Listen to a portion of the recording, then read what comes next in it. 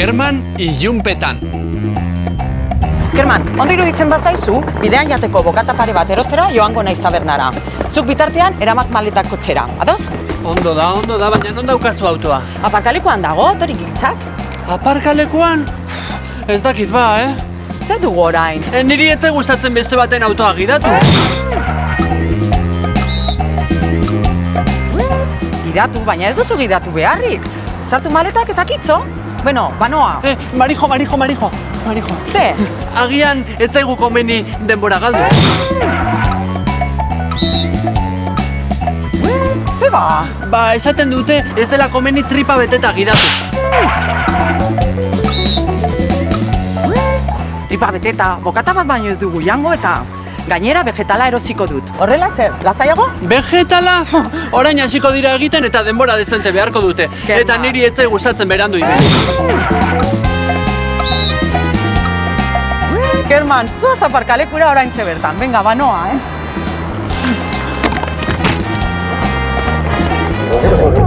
Ez zaigu komeni denbora galtzea eta ez zait gustatzen berandu ibiltzea esango dugu. Ez zaigu komeni denbora galdu eta ez zait gustatzen berandu ibili okerrak izango dira. Aurrera, Kerman. Ez daukazu beste irtenbiderik. Aparkalekura sartu behar duzu eta kitxo. Azken finean, zer gertatuko da ba? Aparkalekua besterik ez da? Zer izan da hori? Tira, autoren bat izango zen. Zarata asko egiten dute kotxe batzu.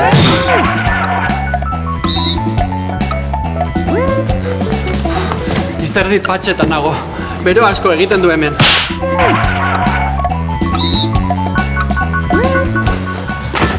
Tira, Kerman, lasai, irudipenak baino ez dira. Kaleko temperatura bera dago.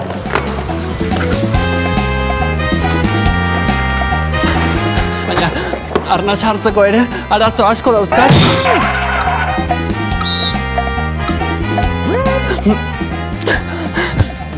Ahoa ere legortu egin zain, egarri asko daukat.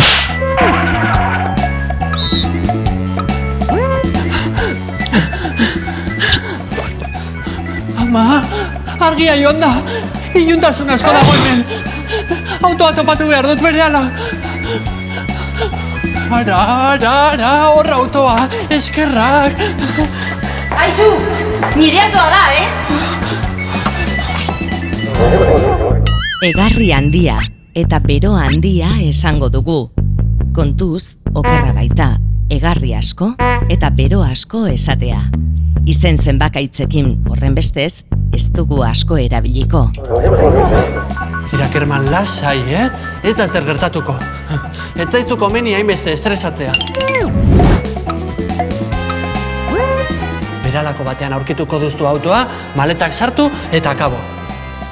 Telefonoa erabiliko dut argia egiteko. Argitasun handia ematen dute hauek. Gainera, uste dut autoaren jabea joan egin dela. Eta uste dut ez duela nire aurpegia ondo ikusi. Zorte handia daukat. Ez zai gustatzen jendeak lapurtzat hartzea.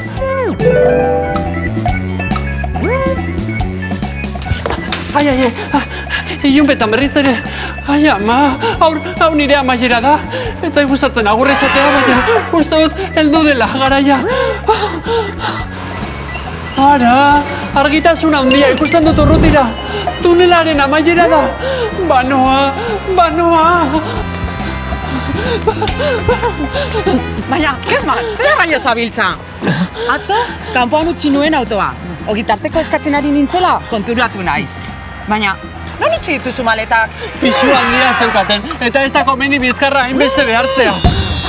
Kerman? Kerman! Ez zaitu gustatzen ilunpetan ibiltzea, edota ez zaigu komeni estresatzea esango dugu. Ez zaitu gustatzen ilunpetan ibili, eta ez zaigu komeni estresatu txartzat emango ditugu. Bigarrenik, izen zenbakaitzekin asko ez dugula erabiliko ikusi dugu.